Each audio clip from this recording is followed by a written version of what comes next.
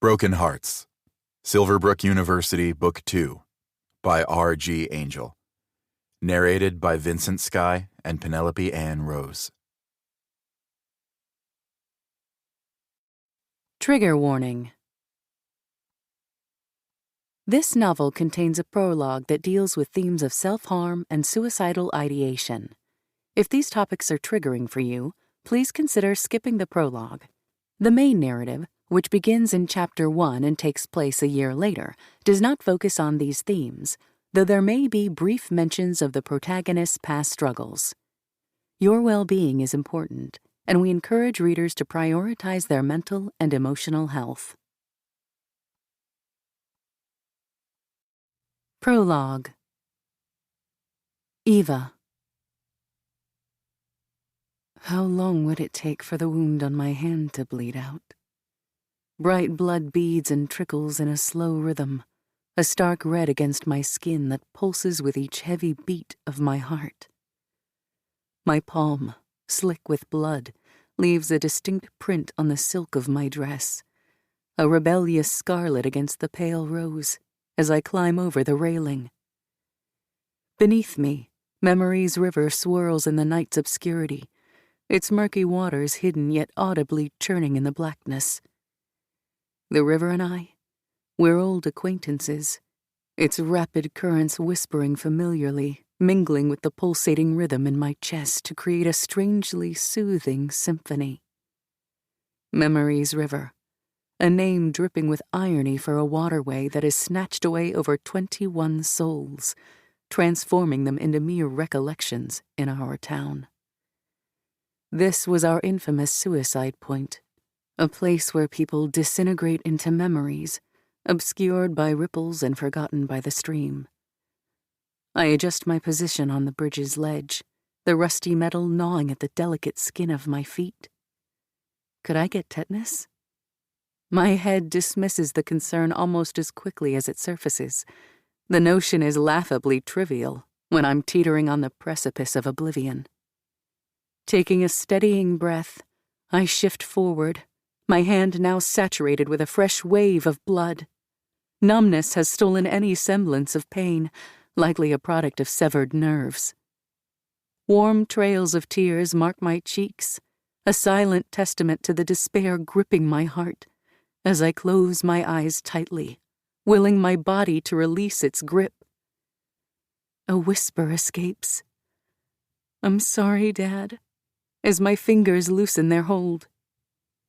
A vice-like grip seizes my wrist, halting my descent. "No, not tonight, sweetheart. Not tonight." Chapter 1. Eva. Just over a year has passed since the stars saw my brush with death, since a stranger's hand snatched me from the abyss. My nights have been clipped short for as long as I can remember, a habit etched into my bones, a remnant of a past life where the morning hours were filled with the rich, resonant sounds of my violin. Now the silence of my room hangs heavy through the void where music used to live, a constant reminder of what I lost.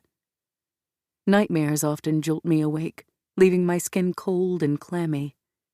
In these visions, no savior awaits, only the sharp sting of regret as I fall toward the icy water below. I banish the thought with a fierce shake of my head. Not today. Silverbrook is supposed to be my chance to build a new life, one I had thought was all mapped out, but now has to be rebuilt from scratch.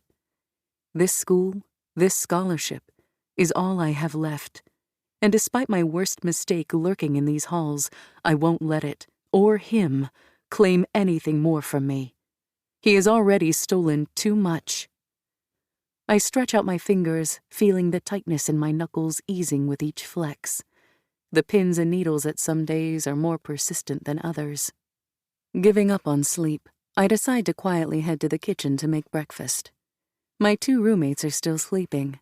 Poppy is an early riser too, though, and even if I'm trying to be careful making myself some eggs, I know she will be out soon enough. As for Vanessa, I have no fear. No amount of noise can wake her when she sleeps.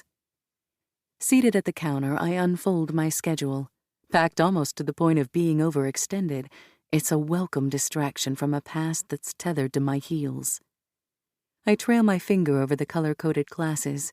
I have colored them based on difficulty, credit, and potential impact on the major I will pick later. Poppy's door creaks open midway through my meal. She emerges, her hair a wild tangle of brown curls. "Morning, early bird," she mumbles, rubbing her eyes.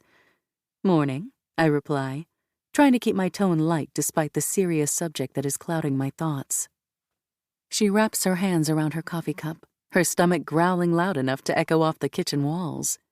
The sound is an unexpected interruption to our quiet morning. She blushes, and I once again realize that being as thin as she is probably not by choice. I open the oven and take out. It's one of those days when I wake up early and can't go back to sleep, so I made breakfast for all of us. The smell of the food fills the kitchen, and I place the plate in front of Poppy. "Here you go." Her eyes linger on the plate, a hungry gleam flashing briefly before she shakes her head. "Oh no, I didn't pay for my share of the food this week. I didn't put any money in the food jar." Shaking my head, I offer a warm smile. "And we're a team, Poppy, all three of us." There's a genuine sense of camaraderie in the simple act of sharing a meal. It's moments like these that make me grateful for the friends who have become like family in my new life at Silverbrook. She sits beside me and leans in to look at my schedule, letting out a low whistle. "That's a lot of classes." She takes a mouthful of eggs, and I can't help but smile, feeling some of the remaining darkness vanishing at the view. I was thinking the same. I mean, I did it to try to graduate early, and to avoid drowning in self-pity. A grimace crosses my face at the realization. It's going to be tough, no doubt about that. She shrugs. "Nothing is stopping you from dropping a class or two if it becomes too hard. At least you tried." Her words lighten my mood further. Not every decision carries the weight of life and death, as I once faced on that bridge. "I guess I tend to go all in," I concede with a sigh.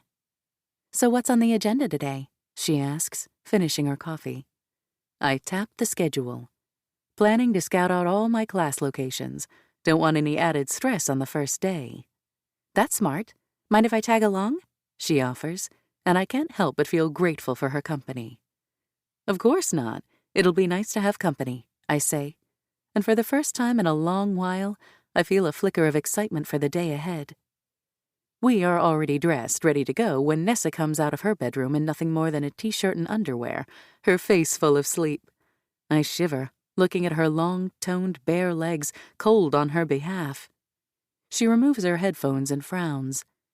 "You girls know we don't start classes before next week, right?" Poppy chuckles and nods. "So why are you ready to go at the crack of dawn?" I scoff, looking at my watch. "It's 10 a.m. "Yes," she says slowly, like we are missing something.